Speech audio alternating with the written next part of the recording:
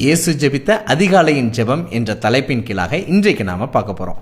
ஆண்டவராகிய இயேசு கிறிஸ்துவுக்கு அதிகாலையில் எழுந்து ஜெபிக்கக்கூடிய பழக்கம் இருந்ததா என்று யோசிக்கிறீர்களா? நிச்சயம் இருந்தது என்ற அழகிய வேத வசனத்தை நான் உங்களுக்காக வாசிக்க போறேன். மார்க் 1:35 வாக்கியம்.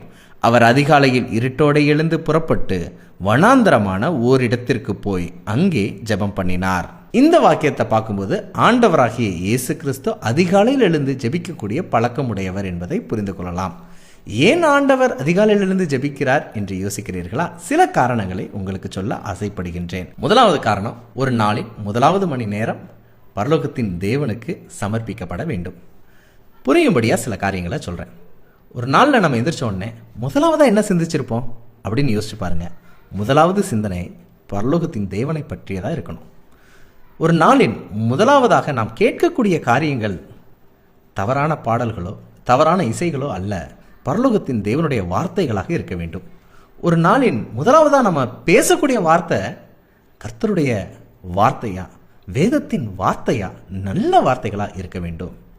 ஒரு நாளின் முதலாவது செயல் பரலோகத்தின் தேவனுக்கு பிரியமான செயலாக இருக்க வேண்டும். இப்படியாக நம்முடைய வாழ்க்கையின் முதலாவது மணி நேரம் பரலோகத்தின் தேவனுக்கு சமர்ப்பிக்கப்பட வேண்டும் என்பதற்கான முன்மாதிரியாக இருக்கும்படியாக இயேசு அதிகாலையில் எழுந்தார் என்பதை புரிந்து கொள்ளலாம். இரண்டாவதாக, பிதாவின் சத்தத்தை முதலாவதாக கேட்க வேண்டும். காலைல எந்திரிச்ச உடனே பறவைகளுடைய சத்தத்தை கூட கேட்கலாம். சில நேரங்களில் பால்காரருடைய பெல் சவுண்டு கூட கேட்கலாம்.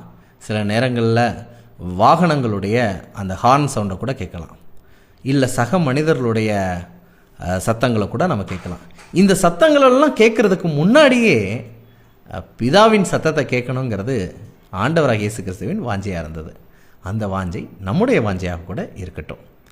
மூன்றாவதாக, நன்றி சொல்வதற்காகவும் அதிகாலையில் ஜெபிப்பார் ஆண்டவராகிய இயேசு கிறிஸ்து. நேற்றைய தினத்தில் உணவில் குறைவில்லை, உடையில் குறைவில்லை, பாதுகாப்பில் குறைவில்லை, பண உதவியில் குறைவில்லை, ஆரோக்கியத்தில் குறைவில்லை, எல்லாம் நிறைவாக இருந்தது, அதற்காக நன்றின்னு ஜெபிக்கக்கூடிய நபராகத்தான் ஆண்டவராகிய இயேசு கிறிஸ்து இருந்திருப்பார். நாமும் அப்படித்தான் நன்றி உள்ளவர்களாக இருக்கணும்.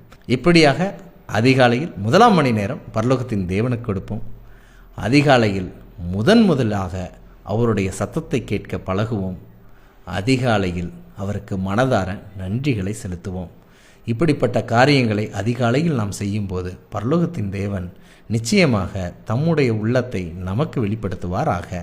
பகிர்வோம் இயேசுவை என்று அன்புடன் பைபிள் ஸ்கூல்.